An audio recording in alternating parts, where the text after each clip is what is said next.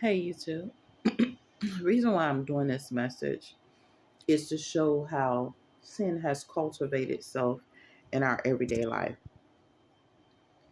A lot of times we're not really paying attention to the Word of God because we're not reading the Word of God. We're not partakers of the Word of God.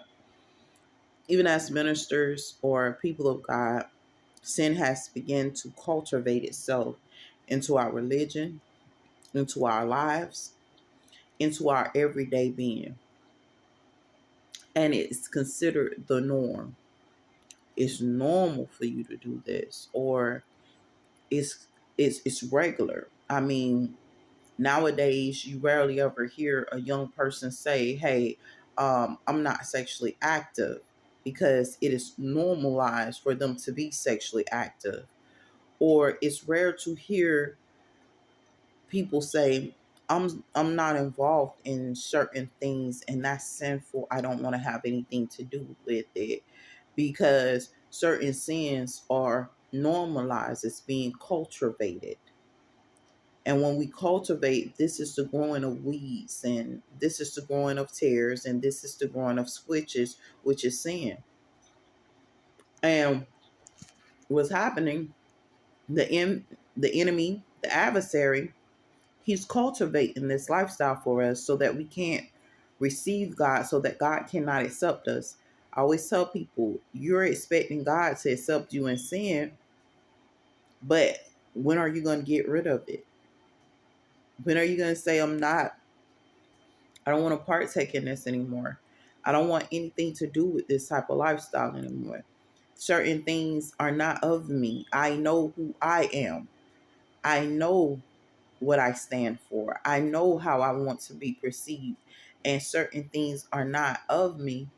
And sin is one of them.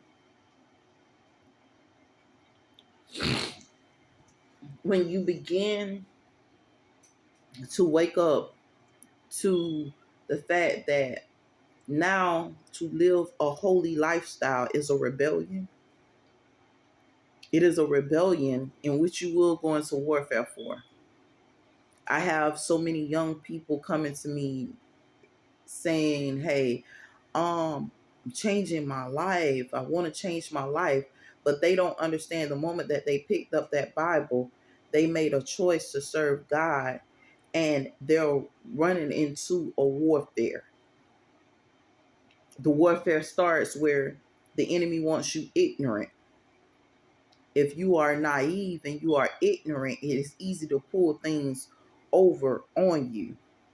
The enemy wants you to lack wisdom. Why is it a purpose of you lacking wisdom on sin and righteousness? He wants you to lack on both, because if you know sin, you know how to live righteous. All you got to do is the opposite of it. And if you know righteous, you know how to live sinful, because all you got to do is the opposite of it. It's a double-edged sword, and they know this.